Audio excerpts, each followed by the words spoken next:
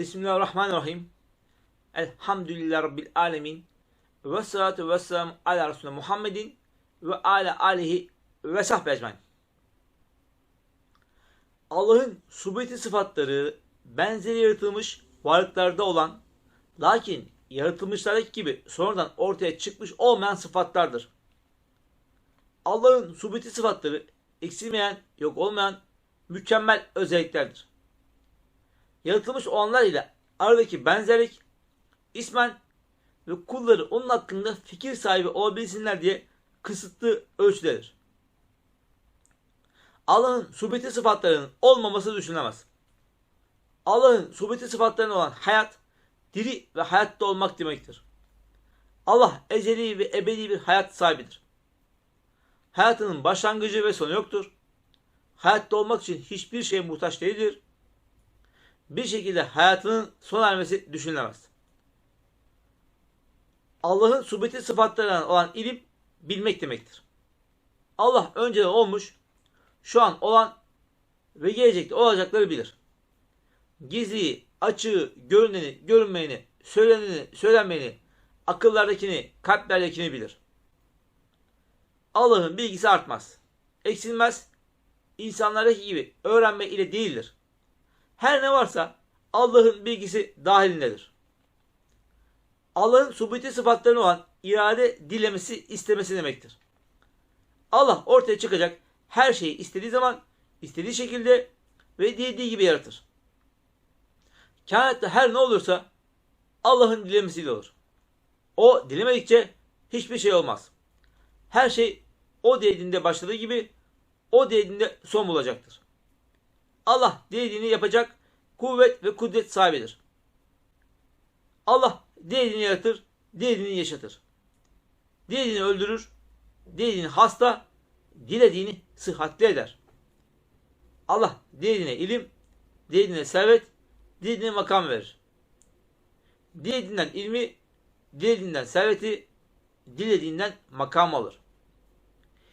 İyilik de kötülük de ancak Allah'ın iradesiyle gerçekleşir. Allah izin vermeden ne hayır ne şer ortaya çıkamaz. Allah'ın iyiliğe rızası vardır, kötülüğe rızası yoktur. Allah'ın subûti sıfatlarına olan kudret, Allah'ın gücünün her şeye yetmesi demektir. Allah istediğinde ol der ve olur. Dilediğini var eder, dilediğini yok eder.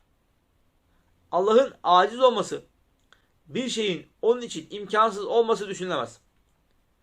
Allah'ın gücü yarattıkları gibi sınırlı ya da bir şeye bağlı değildir. Allah'ın gücü sonsuz ve sınırsızdır. Ölçülemez, artmaz, eksilmez. Allah'ın gücü kendindendir. İnsanların sahip olduğu gücü veren Allah'tır. Allah'ın subûti sıfatlarından olan basar, görmek demektir. Allah görmek için göze, ışığa ihtiyaç duymaz. Açıklık, gizlilik, uzaklık, yakınlık, aydınlık, karanlık Allah'ın görmesi için fark etmez. Bir şey görmesi başka şeyi görmesini engellemez. Allah'ın görmemesi düşünülemez. Allah'ın subûti sıfatlarına olan semi işitmek demektir. Allah işitmek için kulağa, sese ihtiyaç duymaz. Uzaklık, yakınlık, sesin şiddeti, frekansı Allah'ın işitmesi için fark etmez. Allah'ın bir şeyi işitmesi diğer şeylerin işitmesini engellemez. Allah'ın işitmemesi düşünülemez. Allah'ın subûti sıfatlarına olan kelam konuşmak demektir.